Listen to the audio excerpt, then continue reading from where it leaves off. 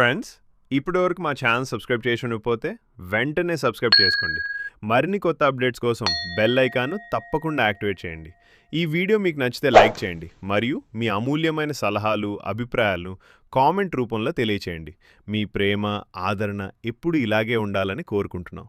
ధన్యవాదాలు. నమస్కారం. పశ్చిమ బెంగాల్లో తృణమూల్ కాంగ్రెస్ అలాగే కొత్తగా ఏర్పడిన బీజేపీ ప్రభుత్వానికి మధ్య రోజురోజుకు ముదురుతున్న రాజకీయ పోరును విశ్లేషించే ఈ ఎక్స్ప్లెయినర్కి స్వాగతం. అసలు ఈ మాటల యుద్ధం ఎటు దారితీస్తోంది? ఎందుకు ఇంత వేడెక్కింది? మనమిక్కడ ఏ పక్షానికి ఒత్తాసు పలకకుండా కేవలం ఆధారాలు, వాస్తవాల ద్వారానే ఈ పరిస్థితిని అర్థం చేసుకుందాం. పదండి, మొదలు పెడదాం. ముందుగా ఇటీవల జరిగిన ఒక కీలక పరిణామాన్ని చూద్దాం.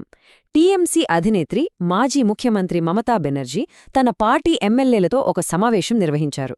ఇక్కడ ఆసక్తికరమైన విషయం ఏమిటంటే, ఆమె నేరుగా జాతీయ రాజకీయాలను టార్గెట్ చేస్తూ ఒక సంచలన ప్రకటన చేశారు. అదేంగంటే, రాబోయే రోజుల్లో ఢిల్లీలో బీజేపీ అధికారం కోల్పోవడం ఖాయం అని ఆమె బలంగా చెప్పారు. చూశారుగా, రాష్ట్రస్థాయి మీటింగ్ నుంచి ఏకంగా జాతీయ స్థాయి సవాల్ విసిరారన్నమాట. ఇక జాతీయ స్థాయి నుంచి రాష్ట్రస్థాయికి వస్తే ప్రధానంగా వినిపిస్తున్నది బుల్డోజర్ రాజకీయాల ఆరోపణలు. మమతా బెనర్జీ ఈ కొత్త ప్రభుత్వంపై చాలా తీవ్రమైన ఆరోపణలు చేశారు. అవేంటంటే, మైనారిటీలను, రోడ్డు పక్కన చిన్న వ్యాపారాలు చేసుకునేవారని ప్రభుత్వం కావాలనే టార్గెట్ చేస్తోందని ఆమె అన్నారు. ముఖ్యంగా ఎలాంటి సరైన న్యాయ ప్రక్రియ లేకుండా కేవలం బుల్డోజర్లతో ఇళ్లు, దుకాణాలు కూల్చేస్తోందని మండిపడ్డారు. ఇది నేరుగా మన రాజ్యాంగ విలువలతో చెలగాటమాడటమే అని టీఎంసీ తీవ్రంగా ఆరోపిస్తోంది. ఇది ఈ వివాదానికి అసలైన కేంద్ర బిందువు అని చెప్పొచ్చు.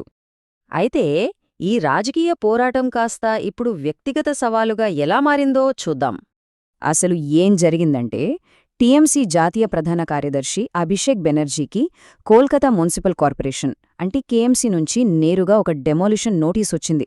దక్షిణ కోల్కతాలోని ఆయన సొంత నివాసంలో కొన్ని అనధికార కట్టడాలు ఉన్నాయని, వాటిని కూల్చివెయ్యాలని ఆ నోటీసులో స్పష్టంగా రాసి ఉంది.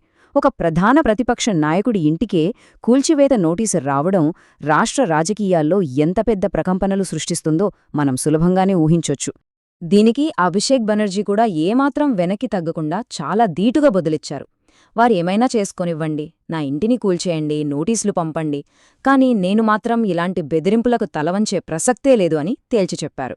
తాము ఎవరికీ భయపడేది లేదని ఆయన స్పష్టం చేశారు.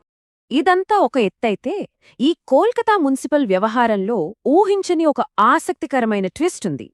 ఆ ట్విస్ట్ ఏంటంటే, ఇక్కడొక వింతైన వైరుధ్యం కనిపిస్తోంది. ఒకవైపు టీఎంసీ అగ్రనాయకుడికి మున్సిపల్ సంస్థ నుంచి కూల్చివేత నోటీసులు వస్తే, మరోవైపు అసలా నోటీసులు పంపిన కేఎంసీ ఇప్పటికీ అదే టీఎంసీ పార్టీ కంట్రోల్లోనే ఉంది. నమ్మశక్యంగా లేదు కదూ? అవును, మమతా బెనర్జీకి అత్యంత సన్నిహితుడైన ఫిర్హాద్ హకీం గారే ఆ కార్పొరేషన్కు మేయర్గా ఉన్నారు. సొంత పార్టీ అధికారంలో ఉన్న మున్సిపాలిటీ నుంచే తమ కీలక నేతకు నోటీసులు రావడం నిజంగా ఒక పెద్ద ఐరనీ అని చెప్పాలి. ఇక గతము నుంచి విమర్శనాస్త్రాలు సంధించడం ఇంకో ఎత్తు. అభిషేక్ బెనర్జీ తన విమర్శలకు మరింత పదును పెడుతూ 10 ఏళ్ల క్రితం నాటి ఒక వివాదాన్ని మళ్లీ తెరపైకి తెచ్చారు. అదే 2014 నాటి సంచలనాత్మక నారద స్టింగ్ ఆపరేషన్. అప్పట్లో కొందరు రాజకీయ నేతలు కెమెరా ముందు డబ్బులు తీసుకున్నారని ఆరోపణలొచ్చాయి కదా. సరిగ్గా అదే పాయింట్ని పట్టుకొని అలా కెమెరా ముందు డబ్బులు తీసుకుంటూ కనిపించిన వ్యక్తిని ఇప్పుడు ఏకంగా ముఖ్యమంత్రిని చేశారని ఆయన ఘాటుగా విమర్శించారు. ఇలా పాత స్టింగ్ ఆపరేషన్ను గుర్తుచేయడం ద్వారా ప్రస్తుత ముఖ్యమంత్రి చిత్తశుద్ధిని ఆయన నేరుగా ప్రశ్నించారు. ఇక ఈ ఎక్స్ప్లెయినర్ను ముగించే ముందు ఇదంతా చూస్తుంటే మనకు ప్రశ్న రాకమానదు. ఒకవైపు జాతీయ స్థాయిలో సవాళ్లు, మరోవైపు రాష్ట్ర ప్రభుత్వ చర్యలపై బుల్డోజర్ ఆరోపణలు, ఇంకోవైపు సొంత పార్టీ మేయర్గా ఉన్న కార్పొరేషన్ నుంచే వచ్చిన కూల్చివేత నోటీసులు. ఇన్ని పరిణామాలు, ఆరోపణలు, వైరుధ్యాల మధ్య బెంగాల్ రాజకీయాల తదుపరి అధ్యాయం ఎలా ఉండబోతుంది? ఈ భీకరమైన రాజకీయ పోరు రాష్ట్ర భవిష్యత్తును ఎలా మలుపు తిప్పుతుందనేది నిజంగా ఆలోచించాల్సిన విషయం. ఈ ఆసక్తికరమైన విశ్లేషణ ఇక్కడితో ముగిద్దాం. మరో అంశంతో మళ్ళీ కలుద్దాం.